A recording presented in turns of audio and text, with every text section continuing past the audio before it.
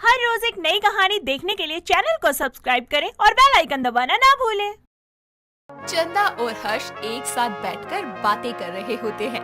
तभी सूरज वहाँ सर पर हेडफोन लगाकर नाचते हुए आता है और चंदा से बड़े स्टाइल में बोलता है।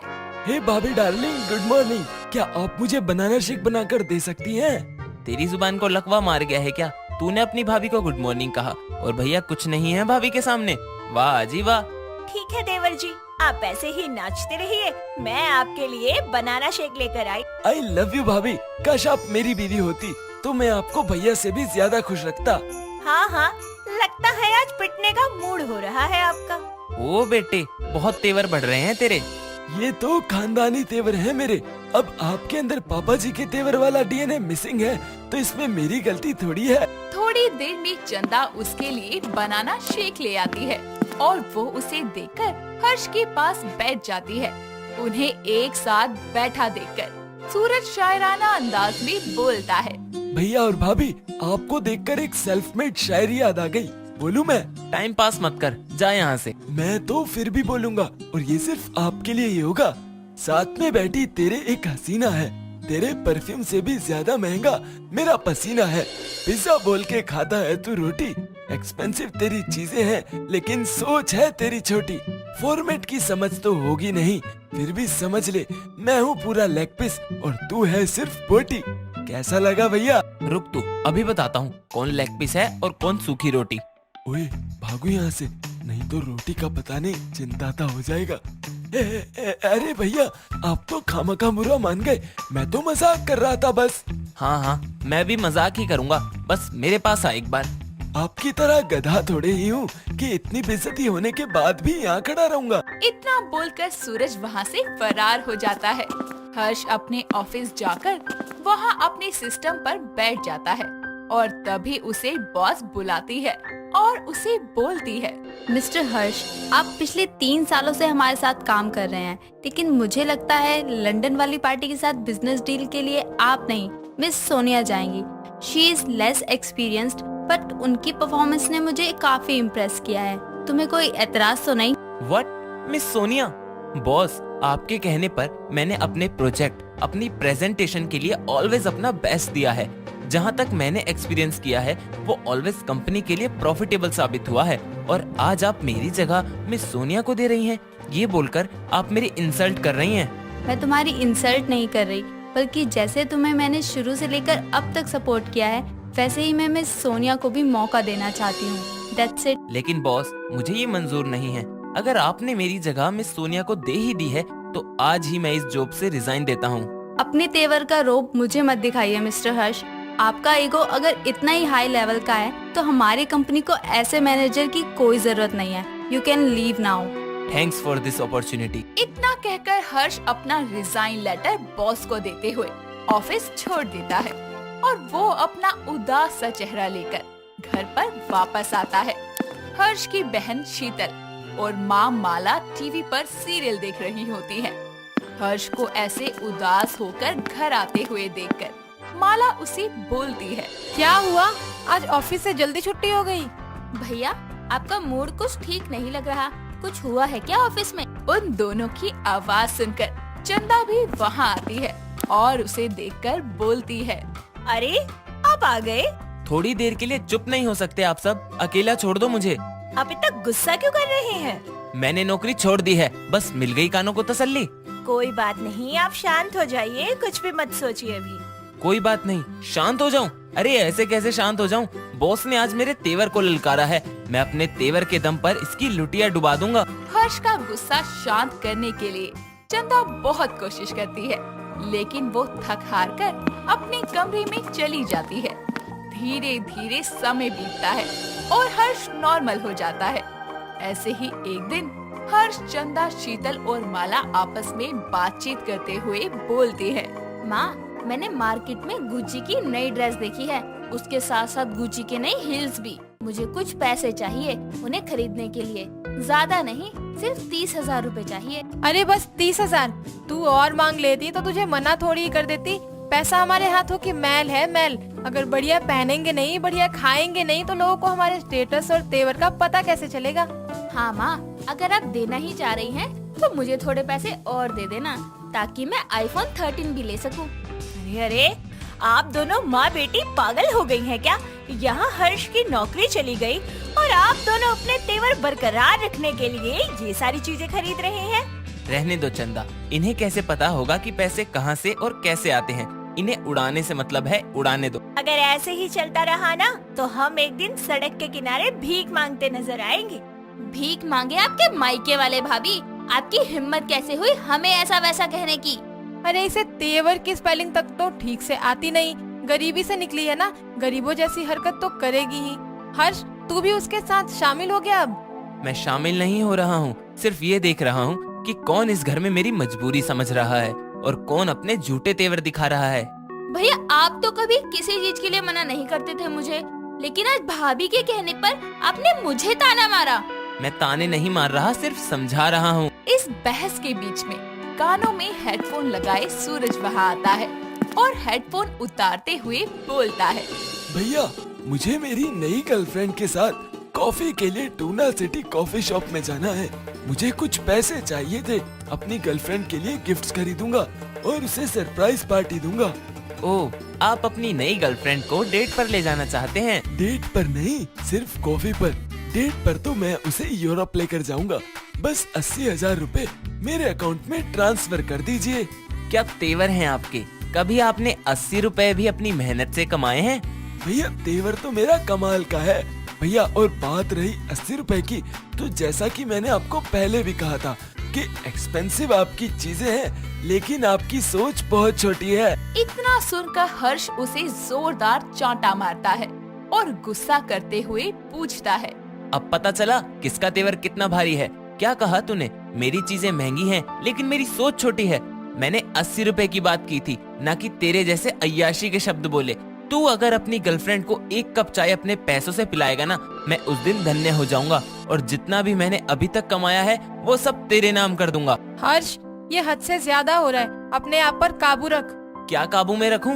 आप लोग मेरा मजाक उड़ा रहे हैं ये सब बोल बोल कर। दौलत चाहिए ना आप लोगों को, तेवर जताना है सभी के सामने। मैं आज ही अपनी सारी कमाई तुम लोगों के नाम करता हूँ। नहीं चाहिए मुझे ऐसे लोग और नहीं चाहिए मुझे ऐसा पैसा जिसके पीछे तुम लोगों की झूठी शान है। ये मेरा तेवर है, अप्रोच कर सको तो कर लो। हर्ष, अपने आप को संभालिए, मैं हूँ ना आपके साथ। जिसके बाद हर्ष अपनी सारी दौलत उन तीनों के नाम करके चंदा के साथ अलग रहने लगता है। गारी एक बेहद ही खूबसूरत और गरीब लड़की थी जो कि अपनी माँ के साथ एक बस्ती में रहती थी और उसका उसकी माँ के सिवाय कोई नहीं था। लेकिन जिस बस्ती में वो रहती थी वहीं एक सुंदर नाम का लड़का भी रहता था जो उसे बेहद पसंद करता था। और रोज की तरह जब वो पानी भरने के लिए बस्ती की लाइन में लगी होती है, तभी उसकी बारी आती है और वो पानी भरते हुए बोलती है, देख लो कमला ताई, मेरा ये कैन जितने भरेगा नहीं ना, तब तक कोई अपना कैन लगाने का नहीं। मैं अभी आई। चिंगारी इतना बोलकर वहाँ से चली जाती है और थोड़ी ही देर में उसका कैन भर जाता है। तभी सुंदर बोलता है, अरे कहाँ रह गई? एक काम करता हूँ, मैं ही लेकर चला जाता हूँ उसके घर में। इसी बहाने उससे बात तो हो जाएगी। इस तरह सुंदर चिंगारी का भरा हुआ कैन लेकर उसके घर तक जा ही रहा होता है कि तभी चिंगारी रास्ते में उसे रोक कर बोलती है, ए, क्या रे हलकट, मेरा कैन तू किधर को लेके जा रहा था? वो कुछ नहीं, तुम्हारे ही घर ला रहा था, भर गया था इसीलिए। थंकू, पर मैं अपने आप लेके चली जाएगी, तू कट ले। चिंगारी पानी का कैन लेकर जा ही रही होती है कि तभी उसका पैर फिसल जाता है और वो सुंदर की बाहों में आके गिरती है। ये देखकर सुंदर बोलता है, देखा, अभी तुम गिर जाती तो चलो मैं छोड़ देता हूँ। सुंदर पानी लेकर उसके घर जाता है और दोनों एक दूसरे को देखते रह जाते हैं। ऐसे ही कुछ दिन बीत जाते हैं और ऐसे ही वो दोनों एक दूसरे को पसंद करने लगते हैं। जिसके बाद एक दिन सुंदर उसे अपने मन की बात बोलता है, चिंगारी, मैं तुम्हें पसंद करने लगा हूँ। अच्छा, कैसे पसंद? पूरी बात बोल डाल तू आज। मैं तुमसे प्यार करने लगा हूँ और पूरी जिंदगी तुम्हारे साथ बिताना चाहता हूँ। आइला, ऐसा क्या? मैं भी तेरे को पसंद करने लगी है। वो गोरों की भाषा में क्या बोलते हैं? हाँ याद आई, आई लव यू। पर एक बात बता तू। हाँ बोलो ना। देख सुंदर, तू मुझसे प्यार करता है बराबर, लेकिन तू मुझसे शादी करेगा? हाँ हाँ, और मैं तुम्हें खुश भी रखूंगा। ए हलकट, तू मेरे को इस बस्ती में खुश कैसे रखेगा? रोज रोज की पानी की लाइन में खड़े होकर मैं तेरे वास्ते पानी भरेगी और तेरा घर भी संभालेगी, बराबर? अरे हम पूरी जिंदगी इस बस्ती में नहीं रहेंगे। मैं ज्यादा मेहनत करके हम दोनों के लिए अच्छा सा बंदोबस्त कर लूंगा। तुम मुझे बस टाइम दो। हाँ ये सही है। चल फिर अब से मैं भी काम करेगी ताकि मैं और तू हम बन सके। अब से हम दोनों कमाएंगे, पैसा जोड़ेंगे। हाँ, मैं कल ही जाकर अपने लिए कोई बढ़िया सा काम देख। इस तरह चिंगारी अपने घर आ जाती है और वक्त बीतता जाता है। अगले ही दिन चिंगारी एक घर की डोरबेल बजाती है। तभी अंदर से दीपक आता है और दरवाजा खोलते हुए बोलता है, जी आप कौन, किससे काम है? सलाम साहब, मेरा नाम चिंगारी है। मैं काम के वास्ते आई है। वो बाहर एक पेपर पर हिंदी में लिखा था कि काम वाली की जरूरत है। हाँ हाँ, एक मिनट रुको, मैं पायल को बुला देता हूँ। दीपक अपनी पत्नी को आवाज लगा के बुलाता है और पायल आकर बोली, क्या है दीपक, मैं काम कर रही थी, तुम खुद भी तो देख सकते थे ना। एक तो पिछले 1 महीने से काम वाली नहीं है। अरे बेबी देखो तो, काम वाली आई है। वो जो तुमने बाहर लिखा था उसे पढ़कर आई है। हाँ हाँ ठीक है, चलो मैं कर लूंगी बात, तुम अंदर जाओ। हेलो मैम साहब, मेरा नाम चिंगारी है, फ्रॉम कोल्हापुर। क्या कहा तुमने? चिंगारी? ये कैसा नाम है? दिवाली पर पैदा हुई थी क्या? क्या मैम साहब, आजकल के लोग तो अपना नाम फ्रूटी, टूटी, चीकू न जाने क्या क्या रखते हैं। मेरा नाम तो फिर भी चिंगारी है। वो सब छोड़ो मैम साहब, आप मेरे को काम बता दो। हाँ हाँ अंदर आ, बताती हूँ। ये 2 कमरों की सफाई, एक हॉल, किचन की सफाई, खाना बनाना और कपड़े हैं। बता कितना लेगी महीने का? देखो मैम साहब, मैं सारा काम कर देगी, वो भी बिना चिक चिक के। पर हाँ, 1 महीने का मैं 15,000 लेगी, ना 1 रुपया नीचे ना 1 रुपया ऊपर। क्या कहा तूने? 15,000? एक नौकरानी को मैं इतना पैसा क्यों दूं? देख मैं 12,000 दूंगी, तुझे करना है तो कर, वरना वो रहा दरवाजा, जा सकती है तू। ठीक है मैम साहब, मैं जा रही है। अरे चिंगारी, 3,000 के पीछे काय को लोचा करेली है? वैसे भी तेरे हाथ से ये नौकरी चली जाएगी फालतू में। इस तरह चिंगारी वहाँ से जाने का नाटक करती है कि तभी पायल उसे रोक कर बोलती है, अरे रुक जा, सुन, मैं तुझे 15,000 दूंगी, लेकिन अगर तेरा काम अच्छा नहीं हुआ ना, फिर तू देख लियो। अरे मैम साहब, उसकी टेंशन आप मत लो, मैं घर को एकदम चमका देगी और हाँ, खाना भी एकदम मस्त बना के देगी। हाँ ठीक है, अब काम पे लग जा फटाफट। इस तरह चिंगारी फटाफट काम करने लगती है और ऐसे ही वक्त गुजरता जाता है। एक दिन जब वो नाश्ता बनाकर टेबल पर रखती है तो उसे खाकर दीपक बोलता है, अरे वाह चिंगारी, तुम खाना बहुत ही टेस्टी बनाती हो। जितनी तारीफ की जाए कम है। बस करो और चुपचाप खाओ, मैं भी इससे अच्छा खाना बनाती थी, मेरी तारीफ तो नहीं की आज तक। क्या मैम साहब, आपने कभी चुनाव के बाद प्रचार देखा है क्या? ओ चिंगारी, बस कर तू, समझी ना? और तेरा काम खत्म हो गया ना तो जा, कल आइयो अब। ठीक है मैम साहब, मैं जाती है। और हाँ, खाली पीली सांप पे मत भड़कना। इस तरह चिंगारी तो वहाँ से चली जाती है और तभी वहाँ आधे रास्ते में उसे सुंदर मिलता है, जो उसे बोलता है, अरे तुम तो यहीं मिल गई, जल्दी छुट्टी हो गई क्या? अरे नहीं रे सुंदर, मेरी जो मेम साहब है ना, उसके दिमाग में 2400 घंटे शक्की बत्ती जलती है। बस उसके पति ने मेरी तारीफ क्या कर दी खाने की, उसके दिमाग की बत्ती ऐसे जल गई फटाफट। कोई बात नहीं, छोड़ो उन्हें, चलो कहीं घूमने चलते हैं। इस तरह वो दोनों घूमने जाते हैं और उनके बीच थोड़ी नजदीकियां बढ़ जाती है। सुंदर चिंगारी को किस करता है और चिंगारी बोलती है, बस कर रे सुंदर, इससे पहले मेरे अंदर की चिंगारी भड़कने लगे तो चला जा यहाँ से, वरना आज कुछ गलत हो जाएगा। इस तरह दोनों अपने मन की भावना को लेकर घर चले जाते हैं। अगले दिन जब चिंगारी काम पर जाती है तो उसकी मालकिन पायल बोलती है, ओ आ गई चिंगारी, सुन जल्दी से कुछ हल्का नाश्ता बना दे, मुझे और तेरे साहब को एक पार्टी में जाना है। हमारे जाने के बाद आज तो आराम से काम कर लियो, क्योंकि हमें आने में शाम हो जाएगी। पायल की बात को सुनकर चिंगारी बहुत खुश हो जाती है और किचन में जाकर फटाफट नाश्ता बनाती है और नाश्ता करके वो दोनों चले जाते हैं। जिसके बाद चिंगारी सुंदर को कॉल करके बोलती है, ए किधर है रे तू? अगर आज तेरे पास ज्यादा काम नहीं है तो तू यहाँ आ जा। आज साहब और मेम साहब बाहर गए हैं, शाम तक आएंगे, मजे करेंगे। नेकी और पूछ पूछ, अभी आ रहा हूँ। सुंदर तुरंत ही चिंगारी के पास आ पहुंचता है और चिंगारी उसे घर के अंदर ले जाती है। घर में उनके अलावा और कोई नहीं था और चिंगारी सुंदर को देखकर गाना गाते हुए बोलती है, कोई नहीं है कमरे में, क्या हसीन मिला है पल, आज शरारत करने दो, काम बाकी करेंगे कल। आज तो क्या बात है चिंगारी, तुम बड़े प्यार भरे मूड में लग रही हो।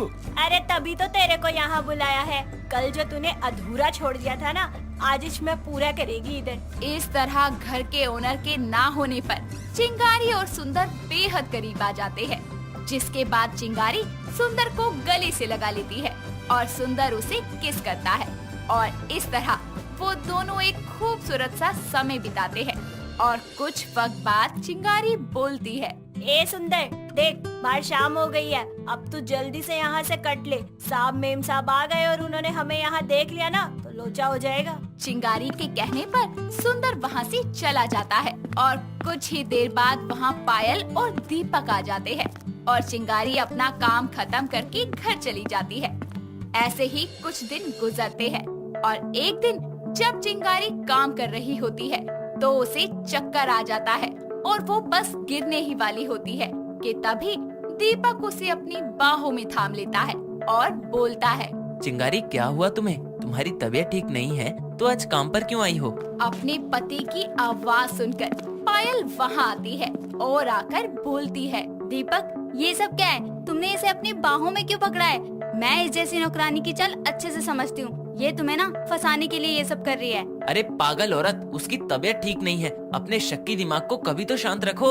ए मेम साहब, तू पैदाइशी शक्की है क्या? अबे तेरे को मेरे पे भरोसा नहीं है, इससे अपने पति पर तो भरोसा कर ले। ओ नौकरानी, अपना ये ज्ञान ना तू अपने पास ही रख। मुझे तुझ पे बिल्कुल भरोसा नहीं है। एक तो तेरा नाम चिंगारी, अगर तू मेरे पति को किसी बीमारी की तरह लग गई तो। इस तरह पायल अपने पति और चिंगारी पर शक करने लगती है कि तभी अचानक चिंगारी को उल्टी आती है और वो भागी भागी वॉशरूम की तरफ जाती है, जिसके बाद पायल का शक तो यकीन में बदल जाता है और वो बोलती है, क्यों री? अभी तो तू सफाई दे रही थी, थोड़ी देर पहले तू बेहोश हो गई थी और अभी तुझे अचानक उल्टी आ गई। कहीं तू प्रेग्नेंट तो नहीं है? अभी मैं दूध का दूध और पानी का पानी कर देती हूँ। इतना बोलकर वो चिंगारी को प्रेगनेंसी टेस्ट की किट लाके देती है, जिससे चिंगारी टेस्ट करती है और उसके आए पॉजिटिव रिजल्ट को देखकर पायल आग बबूला होकर बोलती है, हाय, मैं तो लुट गई, बर्बाद हो गई। दीपक, मेरे प्यार में क्या कमी रह गई थी जो तुमने इस नौकरानी के साथ? छी, मुझे तो बोलने में भी शर्म आ रही है। ए नौटंकी की दुकान, ड्रामेबाज औरत, बहुत हो गया तेरा। ए तेरे पास क्या सबूत है कि ये बच्चा सांप का है? अरे शक्की दिमाग की औरत, अपने दिमाग के घोड़े दौड़ाना बंद कर। अरे तो फिर सच क्या है? तुम प्रेग्नेंट कैसे हो आखिर? इसे बताओ, कहीं ये शक में आज मुझे ऊपर ना पहुंचा दे। उन दोनों के सवालों को देखकर चिंगारी अपने गर्भ से होने का पूरा सच उन्हें बता देती है, जिसके बाद पायल बोलती है, अरे मैं कैसे तेरी इन बातों पर यकीन कर लूं? क्या पता तू झूठ बोल रही हो। ये औरत आज मुझे पागल करके छोड़ेगी क्या? ये सांप, कैसी शक्की औरत से शादी की है तूने? मैं आज अभी इस बच्चे के बाप को इधर बुलाती है और तुम्हें ना उससे सवाल करना। आई शपथ मेम साहब, आज मैं तेरे को यही खल्लास कर दूंगी। इस तरह चिंगारी फौरन सुंदर को कॉल करके वहाँ बुला लेती है, जिसके बाद वो अपने और चिंगारी के रिश्ते का सच उन्हें बता देता है और उसके बाद पायल अपने पति पर शक करना बंद कर देती है और दीपक उन दोनों की शादी करवा देता है और वो दोनों ही अपनी शादीशुदा जिंदगी में खुशी खुशी रहने लगते हैं।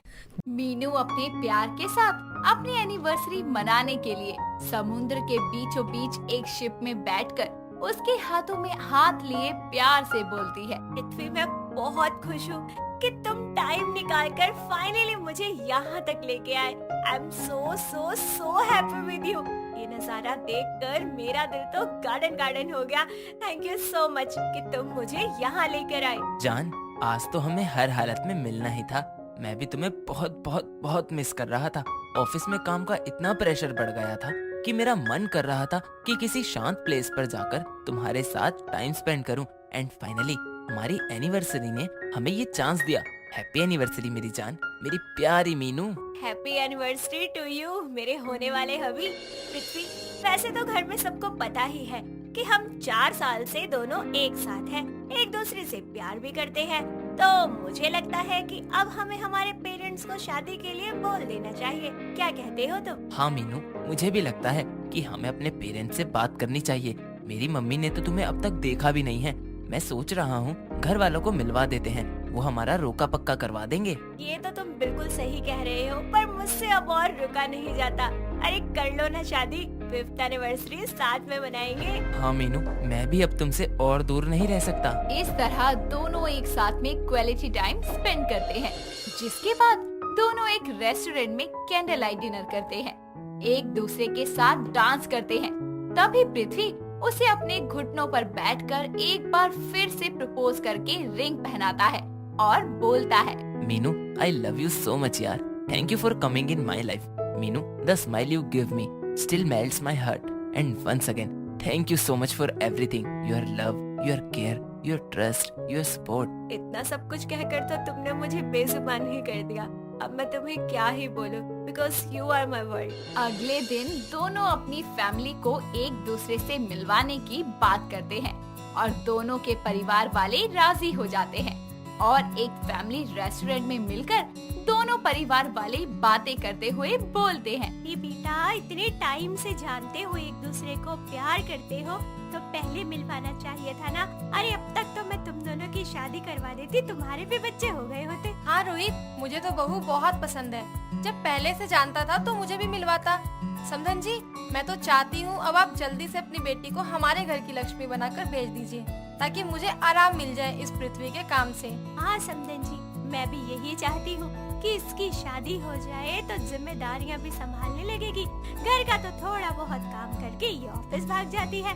आपके बेटे ने ही रोका था इसे शायद। माँ, अभी पृथ्वी को ना ऑफिस में बहुत ज्यादा काम है, उसे बिल्कुल टाइम नहीं मिलता। Back to back meeting, presentation, सब कुछ हैंडल करना पड़ता है। देखिए देखिए समधन जी, मेरी बेटी सिर्फ आपके बेटे की बहू ही नहीं, उसकी वकील भी बन गई है। अभी से उसका पक्ष लेने लगी है। दोनों तोता मैना एक दूसरे से प्यार जो करते हैं इतना।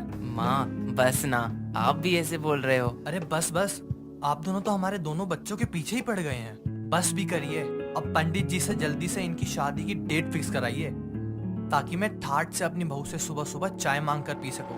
क्यों पिंकी जी? हाँ हाँ बिल्कुल भाई साहब। सुनिए जी, मैं तो बहू का रोका अभी कर देती हूँ। हाँ बिल्कुल बिल्कुल, जैसा तुम्हें ठीक लगे। ये बोलकर सुरेखा अपनी बहू को लाल चुन्नी उड़ाकर उसके हाथ में शगुन का नारियल और सुहाग का बाकी सामान देती है और दोनों के माँ बाप बच्चों को आशीर्वाद देते हैं और फिर सब एक साथ बैठकर लंच करते हैं। अगले दिन पृथ्वी के पेरेंट्स पंडित को बुलाकर शादी की तारीख निकलवा लेते हैं, जिसके बाद सुरेखा अपनी समधन को कॉल करके बोलती है, अजी मुबारक हो समधन जी, पंडित जी ने तारीख बता दी। बच्चों की शादी अगले हफ्ते की 26 तारीख को तय है।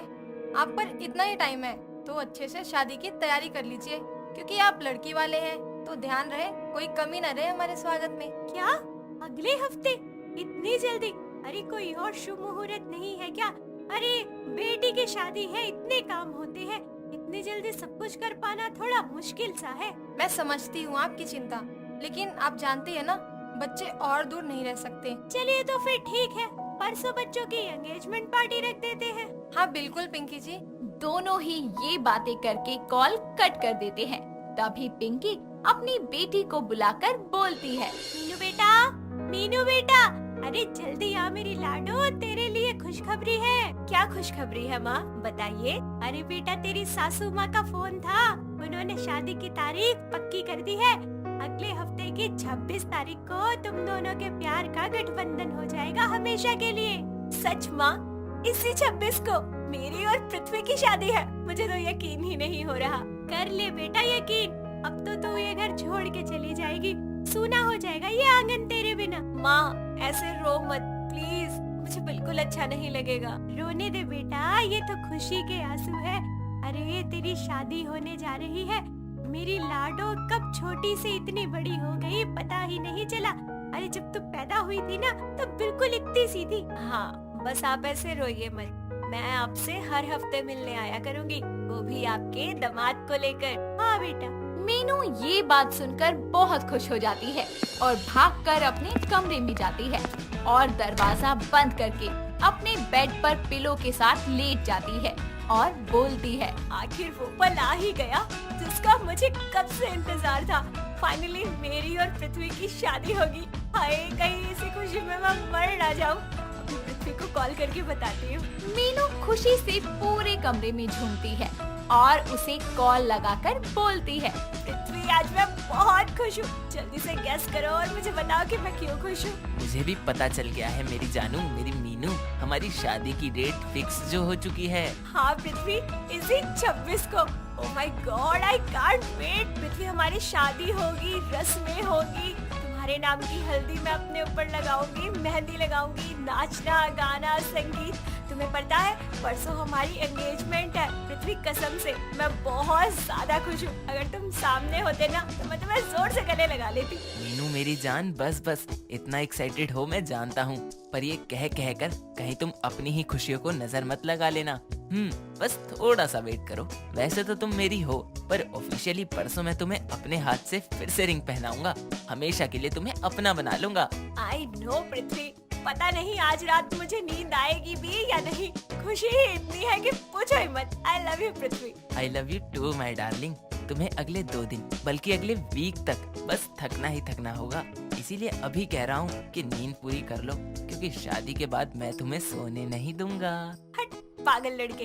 ठीक है मैं जा रही हूँ सोन। ओके जान। मीनू पृथ्वी से बात करने के बाद सो जाती है और अगले दिन पृथ्वी के साथ अपनी शादी और एंगेजमेंट की शॉपिंग करने जाती है, जहां वो बहुत देर तक लहंगे ट्राई करती है और आखिरकार उसे उनमें से एक लहंगा पसंद आता है, जिसे वो ले लेती है और फिर मैचिंग की ज्वेलरी लेने चली जाती है, जहां वो बहुत कंफ्यूज होती है और वो मिरर में गले में हार रखकर देख रही होती है कि मिरर में उसे पृथ्वी दिखता है, जिसे देखकर वो बहुत खुश होती है और पृथ्वी हार अच्छा नहीं है होने का इशारा करता है और उसे दूसरा हार देखने को कहता है।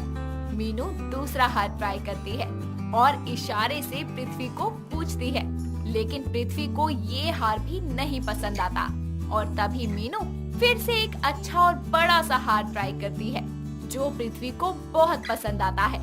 वो उसे दूर से ही फ्लाइंग किस करता है और हार लेने को बोलता है। माँ मुझे ये हार बहुत अच्छा लग रहा है, परसों यही पहनूंगी, आप ये ले लो प्लीज। क्या बात है, अभी तक तो तुझे एक भी हार पसंद नहीं आ रहा था और अब एक झटके में पसंद कर लिया। चलो अच्छी बात है। भाई साहब ये दोनों हार पैक कर दीजिए, ये मांग टीका, कंगन, अंगूठियाँ, छल्ले और हाँ ये झुमके भी दे दीजिए। कुछ देर बाद मीनू पिंकी की सारी शॉपिंग हो जाती है।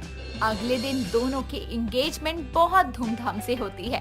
अगले दिन उसकी हल्दी की रस्म हो रही होती है। तभी पंडित जी आते हैं और बोलते हैं, प्रणाम पंडित जी, आप इस समय कुछ जरूरी बात है क्या? हाँ पुत्री, बात जरूरी थी, इसीलिए आना पड़ा। अरे पंडित जी बड़ी घबराहट हो रही है, जरा जल्दी बताइए क्या बात है। माँ क्या हुआ? पंडित जी कोई टेंशन वाली बात है क्या? जल्दी बताइए ना, मुझे बहुत घबराहट हो रही है। वो बात ये है कि जो 26 तारीख की शुभ घड़ी थी, उस दिन ग्रहण पड़ रहा है, इसीलिए शादी होना असंभव है और फिर अब अगले 7 महीने तक कोई शुभ घड़ी नहीं है। अरे पंडित जी ऐसा न कहिए, ये तो अनर्थ हो जाएगा। हमारे बच्चों की शादी है, उनका दिल टूट जाएगा। ये बात सुनकर आंखों में आंसू लिए मीनू जमीन पर गम में बैठ जाती है और उसकी ये दशा देखकर पिंकी पंडित से बोलती है, पंडित जी ऐसा न कहिए, आप मेरी बच्ची को देख रहे हैं ना, अभी थोड़ी देर पहले कितनी खुश थी और अब कैसे रो रही है। मैं आपके आगे हाथ जोड़ती हूँ, कोई उपाय, कोई समाधान, कोई दूसरा मुहूर्त तो बता दीजिए। एक समाधान है, मैंने पत्रिका में देखा था। आखिरी शुभ मुहूर्त अभी के 4 घंटे हैं, जिसमें आप अपनी पुत्री की शादी पृथ्वी से करा सकती हैं। सच में पंडित जी? अरे मीनू बेटा सुना तूने, अभी भी 4 घंटे बाकी है। हमें पृथ्वी के घर वालों को बताना होगा, शादी के लिए भी मनाना होगा। 4 घंटे मतलब सिर्फ 3 बजे तक का टाइम है हमारे पास। माँ, मेरी पृथ्वी के साथ शादी तो होगी ना? हाँ बेटा, हाँ जरूर होगी। पिंकी फोन पर पृथ्वी के पेरेंट्स को पंडित जी की सारी बात बता देती है, जिसके बाद वो उसी शुभ मुहूर्त में शादी करने के लिए राजी हो जाते हैं। 1 घंटे में ही मीनू की हल्दी के बाद उसके हाथों में थोड़ी सी मेहंदी लगाकर उसे दुल्हन के जोड़े में तैयार कर देते हैं। तभी बैंड बाजा बारात लिए पृथ्वी भी उसके घर आता है। पंडित जी मंडप को तैयार करते हैं। दूल्हा दुल्हन एक दूसरे को देखकर बहुत खुश होते हैं। थोड़ी ही देर में पंडित जी दोनों को मंडप में बैठाकर शादी के मंत्र पढ़ते हैं और फिर पूरे विधि विधान से दोनों की शादी संपन्न करा देते हैं। रोकर मीनू पृथ्वी के गले लगकर बोलती है, पृथ्वी, मैंने तो आस ही खो दी थी इस महीने तुमसे शादी करने की, क्योंकि मैं तुमसे और दूर नहीं रह सकती थी। मैं भी मीनू बहुत डर गया था, लेकिन आखिरकार हमारी शादी हो ही गई। We are married couple. इस तरह दोनों अपनी नई जिंदगी की शुरुआत करते हैं। दोस्तों, अगर आपको ये कहानी पसंद आई तो इसे लाइक करें, शेयर करें और कमेंट करके बताएं कि कहानी में आपको सबसे अच्छा क्या लगा।